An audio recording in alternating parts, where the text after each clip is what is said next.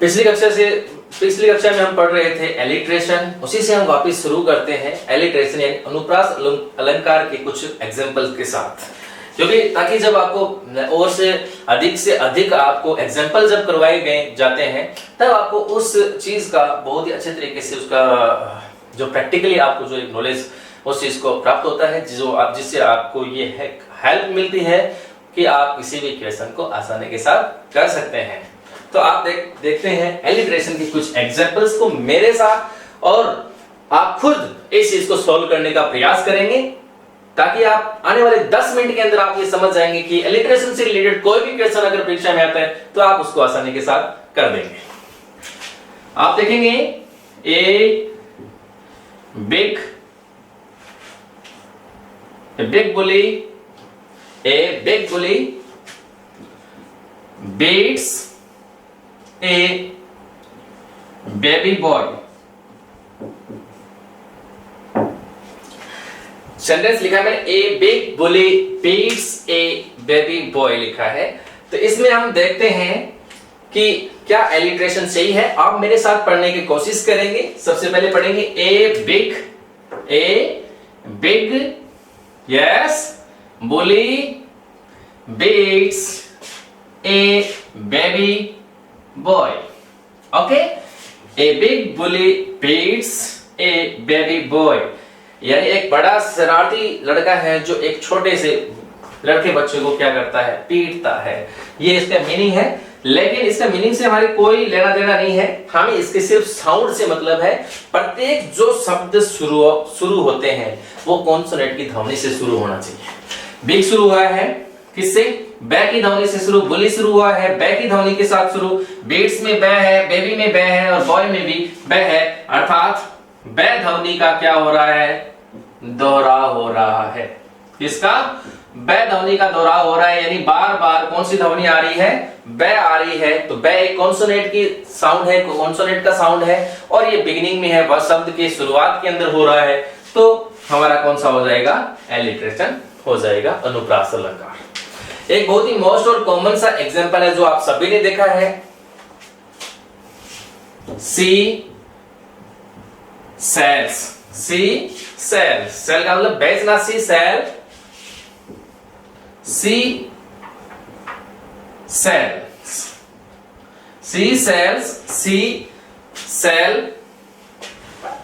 by the seashore। ये आपने example बहुत बार देखा है। इस एग्जांपल को मैं आपको बहुत अच्छे तरीके से क्लियर कर देता हूं। जो से होता है, एक से होता है, एक से होता है। तो से लेटर हमारा सभी में सेम है, से हमारे जो लेटर है उससे प्रोनाउंसिएशन है, लेकिन यहां पे से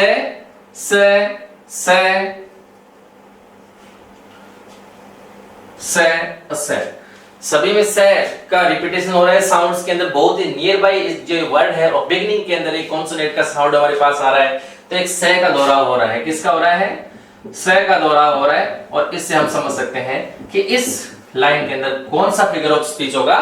आप समझ गए कौन सा होगा, एलिट्रेशन होगा। ठीक है, नेक्स्ट हम देखते हैं, you will never put a better bit of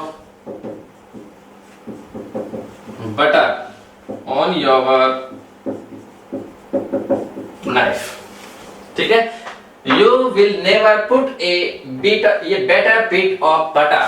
अब देखते हैं, you अभी कोई शुरुआत हो रही है, you will अलग साउंड है, never फिर अलग साउंड है, put अलग साउंड है, better बी बेटर में बै का साउंड है, बिट में भी बै का साउंड है, और बटर में भी बै का साउंड है, यानी बै के साउंड की क्या हो रही है, पुनरावृत्ति हो रही है, रिपीटिशन हो रहा है। इससे आप आसानी के साथ समझ जाएंगे कि इस सेंटेंस में भी कौन सा फिगर ऑफ स्पीच होगा, एलिट्रेशन होगा। तो ये एलिट्रेशन का एग्जांपल है, इसको भी बहुत अच्छे तरीके से आप अंडरस्टूड कर सकते हैं। अगला एग्जांपल लेते हैं और समझने का प्रयास करते हैं। In a summer season summer season when soft was the sun. When soft was the sun. Sentence को दोबारा पढ़ते हैं। आप पढ़िए एक बार, आप प्रोनाउंस कीजिए इसको, आप पढ़ेंगे फिर आपके तुरंत दिमाग में आ जाएगा कि इसमें कौन सा फिगर ऑफ स्पीच होने वाला है। आप पढ़ेंगे तो आपको मिलेगा in a summer season when soft was the sun. यानी कौन सी ध्वनि का दोहरा हो रहा है, कौन से साउंड का हो रहा है? बिल्कुल सही आपने पकड़ा, कॉन्सोनेंट साउंड का, यानी स का हो रहा है। तो स का जब हो रहा है तो कौन सा फिगर ऑफ स्पीच हो जाएगा? कौन सा हो जाएगा? समझ गए? कौन सा? एलिट्रेशन। वेरी गुड, बहुत अच्छा। नेक्स्ट पढ़ते हैं, इसी का एग्जांपल और देखते हैं। जैसे come and clean your closet. Closet का मतलब अलमारी है। Come and clean your closet. आप देखेंगे क एंड क, लेटर भी सेम है, सी लेटर है, सभी में सी लेटर आ रहा है, सेम लेटर है, और साउंड है कॉन्सोनेंट का। कौन सा साउंड है? क साउंड है। तो क साउंड की इसमें हो रही है पुनरावृत्ति। तो क एक हमारा कॉन्सोनेंट का साउंड है, सभी के बिगिनिंग के अंदर है, सभी वर्ड की शुरुआत के अंदर है, इसीलिए आप बता देंगे कि इसमें कौन सा फिगर ऑफ स्पीच होने वाला है? एलिट्रेशन। कौन सा होने वाला है? एलिट्रेशन। इसका एक एग्जांपल और देखते हैं एलिट्रेशन का।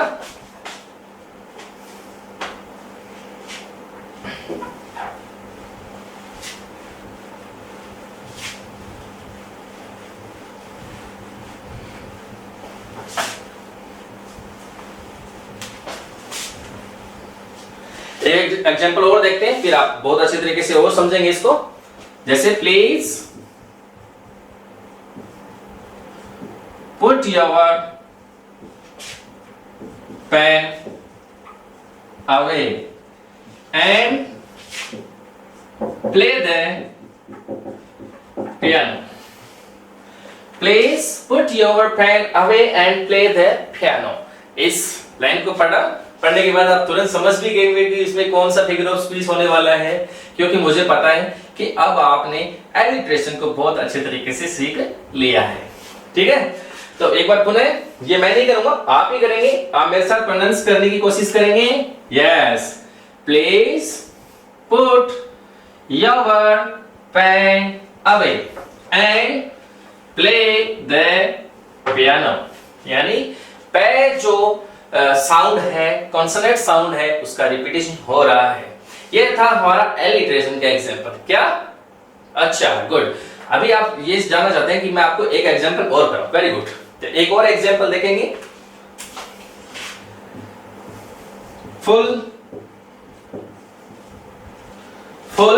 fathom 5 die for the lights। Yes, good। Next देखेंगे full fathom 5 die for the lights। तो सब में क्या है? फे का दोहरा हो रहा है, तो फे हमारे कॉन्सोनेंट साउंड है, और इसमें भी क्या होगा? एलिट्रेशन होगा। एक चीज आप जानने का फिर मैं आपको बता देता हूं। मान लो पीएच आ जाए। क्या आ जाए? पीएच। तो पीएच में भी क्या होता है? फे होता है, तो कोई दिक्कत नहीं है, कॉन्सोनेंट का साउंड है, एलिट्रेशन हो सकता है। हमें उसके लेटर पे नहीं जाना है, हमें उसके लेटर भी हो सकता है या उसकी कॉन्सोनेंट साउंड में जाना है। अगर लेटर सेम नहीं है, डजंट मैटर, लेटर सेम नहीं है, फिर भी हमारा कॉन्सोनेंट साउंड सेम हो रहा है सबका, it means it can be done. ये हो सकता है विद एन एलिट्रेशन। ठीक है, तो आई थिंक दैट आपने एलिट्रेशन बहुत अच्छे तरीके से पढ़ा है। अब एलिट्रेशन से आगे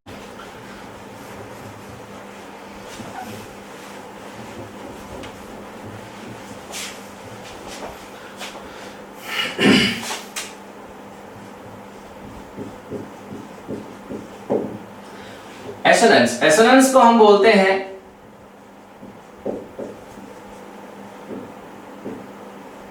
स्वर साम्य। क्या बोलते हैं? स्वर साम्य, एसोनेंस। जैसे कॉन्सोनेंट साउंड स्पीच का एक रिपीटेशन हो रहा था एलिट्रेशन के अंदर, वैसे ही अब की बार जस्ट उसका उल्टा हम पढ़ने जा रहे हैं एसोनेंस को, जिसमें रिपीटेशन होगा पर अब की बार कॉन्सोनेंट साउंड का नहीं होगा, आप समझ भी गए होंगे। अब की बार होगा हमारे वोवल साउंड का रिपीटिशन। तो एसोनेंस क्या होता है, देखिए, assonance is the repetition of identical का meaning similar,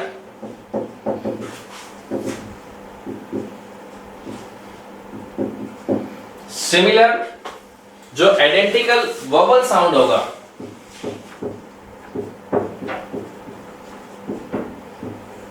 assonance is the repetition of identical यानी एक समान, एक जैसे, एक समान आपके वोवल साउंड की रिपीटेशन होगी।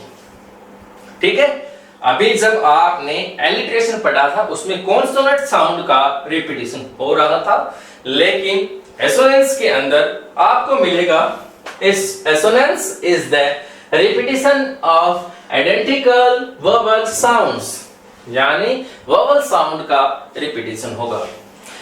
एक थोड़ा सा कंफ्यूजन होता है सभी विद्यार्थियों के अंदर, उसको मैं दूर करने का प्रयास करता हूं। जब आप साउंड की बात करते हैं तो लेटर के ऊपर जाके मिक्सअप होने की जरूरत नहीं है। जैसे हम बात करते हैं ए ई आई ओ यू, अब आप समझ गए होंगे स्वर है, लेकिन स्वर है, लेकिन ये स्वर की क्या है, लेटर है जो राइटिंग के काम में आते हैं। इन लेटर से प्रोनाउंस होने वाले साउंड्स जो इंग्लिश के फोनेटिक्स में हम 20 साउंड का जो हम जिक्र करते हैं, मोनोथॉन्ग्स और डिप्थॉन्ग्स के बारे में, वो होते हैं हमारे वोवल के साउंड। यानी वोवल का साउंड है वो उसका रिपीटेशन होना जरूरी है, न कि ए ई आई ओ यू का, यानी साउंड पे जाना है। और सबसे इंपॉर्टेंट चीज इसमें और क्या है, it can be either beginning or middle of the lines। यह जो एसोनेंस है, इट कैन बी इधर बिगिनिंग और मिडल ऑफ द लाइन्स, यह है किसी भी पंक्ति के शुरुआत में हो सकता है। जैसे एलिट्रेशन के अंदर कॉन्सोनेंट साउंड वाक्य की शब्दों की शुरुआत में थे, लेकिन इसके साथ साथ ये मिडल ऑफ द लाइन हो सकता है, मिडल ऑफ द वर्ड्स हो सकता है, शब्दों के middle of the line and middle of the between of the words, यानी मिडल ऑफ द वर्ड्स, यानी शब्दों के बीच में भी हो सकता है ये।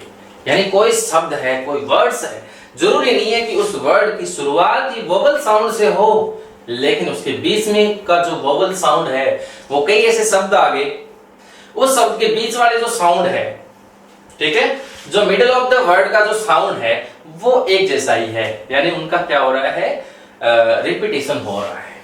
ठीक है, और ये क्या करता है, जो एसोनेंस है वो क्या करता है, it produces musical effect in the poetry. ये पोएट्री के अंदर म्यूजिकल जो इफेक्ट है, ठीक है, it produce musical effect in the poetry, ये पोएट्री के अंदर हमारे म्यूजिकल इफेक्ट को प्रोड्यूस करता है। यानी ये चीज होने के बाद एक पोएट्री को जब हम पढ़ते हैं तो एक संगीत की सी एक जो फ्लो है, वो फ्लो इसके अंदर आने लग जाती है। ठीक है, तो अभी एक चीज है, वो क्या है, आपने एलिट्रेशन भी पढ़ा है, आपने एसोनेंस भी पढ़ा है। अब एसोनेंस की आपने डेफिनेशन भी देखी है। एसोनेंस है वो वाक्य की शुरुआत में भी हो सकता है, शब्द की शुरुआत में हो सकता है और शब्द के बीच में भी हो सकता है। और एसोनेंस क्या है, एक रिपीटेशन है। किसका रिपीटेशन है, वर्बल का जो साउंड होता है उसका रिपीटेशन है। अब आप एग्जांपल के साथ बहुत अच्छे तरीके से समझ सकते हैं। देखिए इसकी क्या एग्जांपल है जो एसोनेंस को आपको अंडरस्टूड करवा पाए इजीली से। जैसे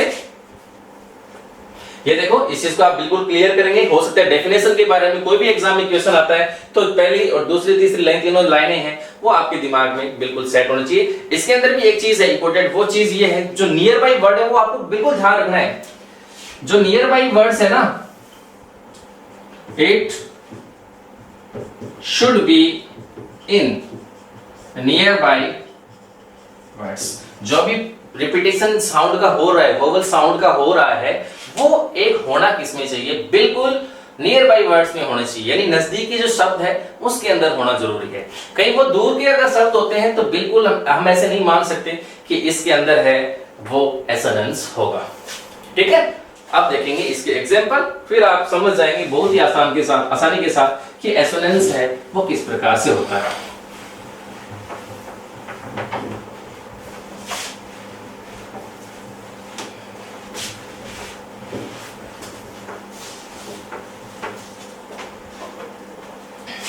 जैसे you with an orange open to organ. ठीक है, you with an orange open to organ, ये एक एग्जाम्पल लिखा हुआ है। अब इस एग्जाम्पल को आप मेरे साथ मिलकर पढ़ने की कोशिश करेंगे। You with an open orange orange o orange o orange open to organ, यानी o o o तीनों क्या है, वोवल का साउंड है और इस वोवल का साउंड का यहाँ पे क्या हो रहा है, रिपीटेशन हो रहा है। तो यदि वोवल के साउंड का रिपीटेशन होता है तो आप समझ सकते हैं कि इसके अंदर कौन सा फिगर ऑफ स्पीच होगा, एसोनेंस होगा। ठीक है, नेक्स्ट एग्जांपल और लेते हैं। जैसे we light fire on the mountain. We light fire on the mountain, हम इसको प्रोनाउंस करने का प्रयास करते हैं, आप मेरे साथ करेंगे। वी लाइट आई, क्या बोला मैंने, I, we light fire, light fire, lie and fire, we light fire on the mountain, यानी आई का यहां पे क्या हो रहा है, रिपीटेशन हो रहा है, वोवल साउंड का रिपीटेशन हो रहा है, डिप्थोंस का यहां पे, तो हो जाएगा एसोनेंस। जैसे try as I might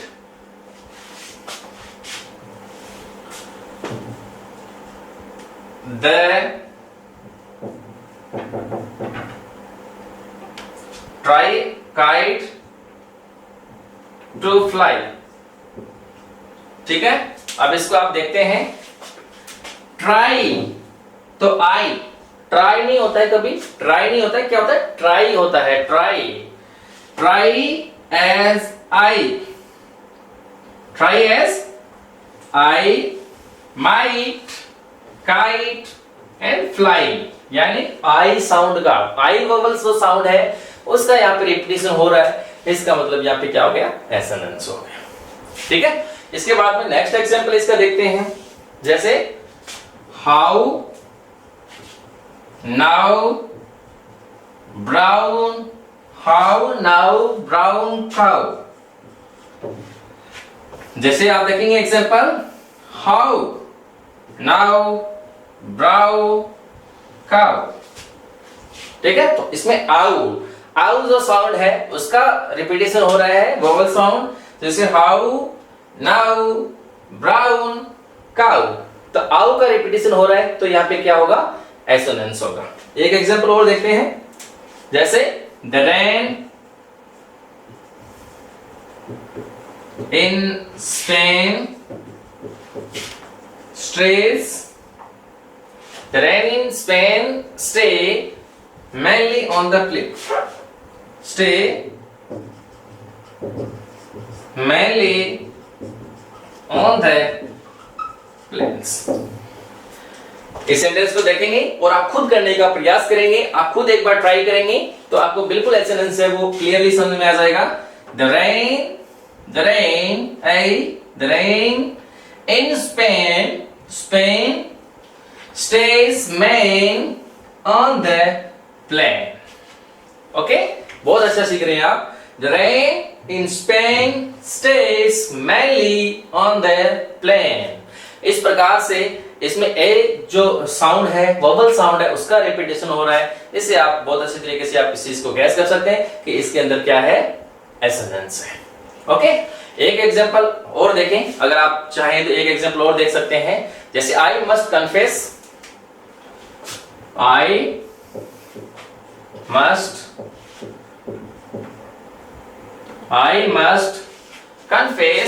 that my quest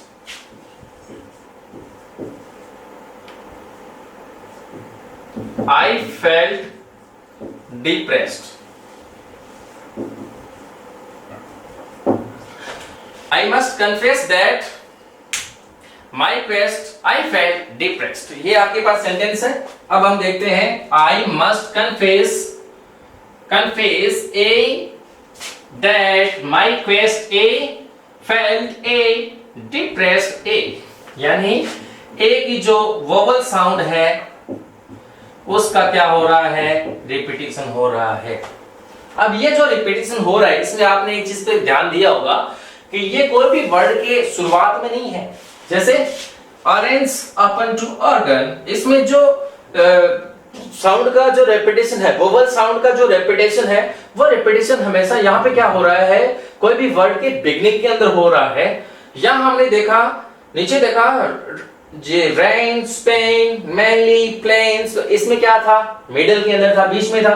तो कन्फेस, क्वेस्ट, फेल्ट, डिप्रेस्ड, इसमें ए का जो वोवल साउंड है वो क्या है, बीच में आ रहा है। तो यदि बीच में भी आ सकता है एसोनेंस के अंदर और शुरुआत के अंदर भी आ सकता है। तो आई थिंक दैट कि आपको दोनों बहुत अच्छे तरीके से समझ में एसोनेंस और एलिट्रेशन। एक बार मैं थोड़ा इसका दोनों को क्लासिफिकेशन के हिसाब से मैं आपको बता देता हूं ताकि और अच्छा आपको याद रहे।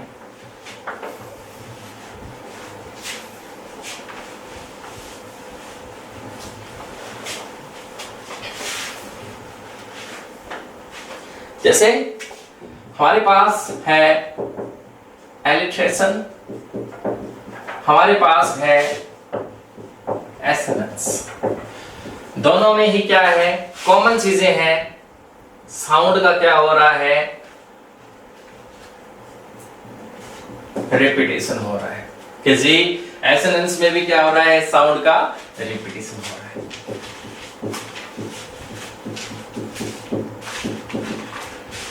दोनों में हो रहा है, साउंड का रिपीटेशन हो रहा है। लेकिन इसमें साउंड कौन सा आ रहा है, बहुत अच्छा सीखे आपने, बताइए, वेरी गुड, आपने बताया कॉन्सोनेंट साउंड का। और इधर कौन सा हो रहा है, वोवल साउंड का। इसमें जो वर्ड्स होते हैं जिनका रिपीट होते हैं, वो जो रिपीट होने वाले हैं वो बिगनिंग में होते हैं, ओनली बिगनिंग। और ये बिगनिंग भी होती है और मिडल में भी। दोनों में ही आपको कॉन्सोनेंट और वोवल साउंड का ध्यान रखना है, लेटर भले ही अलग अलग क्यों ना हो। तो इस प्रकार से हमने सीखा है what is the difference between alliteration and assonance. और इसके साथ ही दोनों की जो मोटा मोटी बात है उसकी आप प्रैक्टिस करेंगे, उससे रिलेटेड और एग्जांपल्स को आप फाइंड आउट करेंगे। और कमेंट बॉक्स में आप ये जरूर पूछना न भूलें कि इन दोनों में से एसोनेंस होगा या एलिट्रेशन होगा। आपकी क्यूरियोसिटी के बेस पे अगर इस प्रकार के क्वेश्चन क्रिएट हो सकते हैं तो आप बिल्कुल उसको पूछने का प्रयास करेंगे।